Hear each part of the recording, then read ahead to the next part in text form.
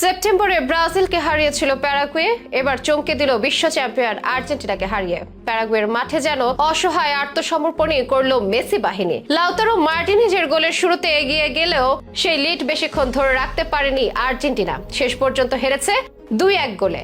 এই ম্যাচে নিষ্প্রভ ছিল লিওনেল মেসি, নিষ্প্রভ ছিল আর্জেন্টিনাও। এদিন গ্যালারি জুড়ে শুধুই প্যারাগুয়ের লাল সাদা স্ট্রাইপের জার্সি। আর্জেন্টিনার জার্সি কিছু আছে কিনা একদমই বোঝা গেল না, মাঠেও যেন একই চিত্র।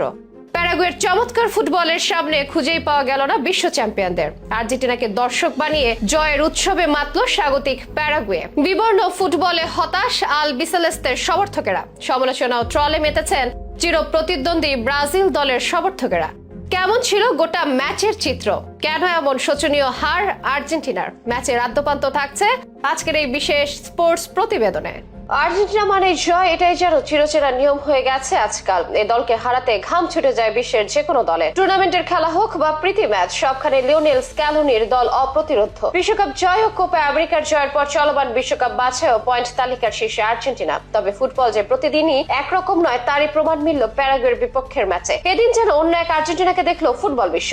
অগোছালো ফুটবলে যার হারের সাক্ষী হলো, সাথে পয়েন্ট হারিয়ে নড়বড়ে হলো পয়েন্ট তালিকার শীর্ষস্থান। আসনসিয়নের দেল চাকো স্টেডিয়ামে বাংলাদেশ সময় শুক্রবার ভোর 5:30টায় শুরু হয় ম্যাচ। এই ম্যাচের আগেই দর্শক সারিতে আর্জেন্টিনার জার্সি নিষিদ্ধ করেছিল প্যারাগুয়ে। অল্প কিছু আসন রেখেছিল আর্জেন্টিনার জন্য, তাই গ্যালারিতে এদিন স্বাগতিক প্যারাগুয়ে ছিল রাজত্ব। একই চিত্র খেলার মাঠেও। মেসিদের আর্জেন্টিনাকে যেন পাত্তাই দিল না প্যারাগুয়ে, তাদেরকে দর্শক বানিয়ে তুলে নিল দারুণ এক জয়। 2016 সালের পর এবারই প্রথম আর্জেন্টিনার বিপক্ষে জয় পেল তারা। যদিও ম্যাচের শুরুতে আর্জেন্টিনার আরেকটি জয়ের আভাস পাওয়া যাচ্ছিল, 3 গোলের প্রথমটা ছিল আর্জেন্টিনার। ম্যাচের তখন 11 মিনিট এনজো ফার্নান্দেসের থ্রু পাস পেয়ে বা প্রান্তে অফসাইডে ফাঁদ কেটে বক্সে ঢুকে পড়লেন লাউতারো মার্টিনেজ। বা পায়ের শটে গোল করতে অসুবিধা হয়নি ইন্টার মিলান স্ট্রাইকারের, কিন্তু সে লিড মাত্র 8 মিনিটের জন্য। পরের মুহূর্তটি ম্যাজিক। আন্তোনিও সানাব্রিয়ার চোখ ধাঁধানো বাইসাইকেল কিকে করা গোলে সমতায় ফেরে প্যারাগুয়ে। স্বাগতিকদের এই স্বস্তিকে আনন্দে রূপ দেন ওমর আলদারাদে। 47 মিনিটে তার হেডে এগিয়ে যায় প্যারাগুয়ে। লিওনেল মেসি পুরো সময় মাঠে থাকার পরও আর্জেন্টিনা আর পারেনি।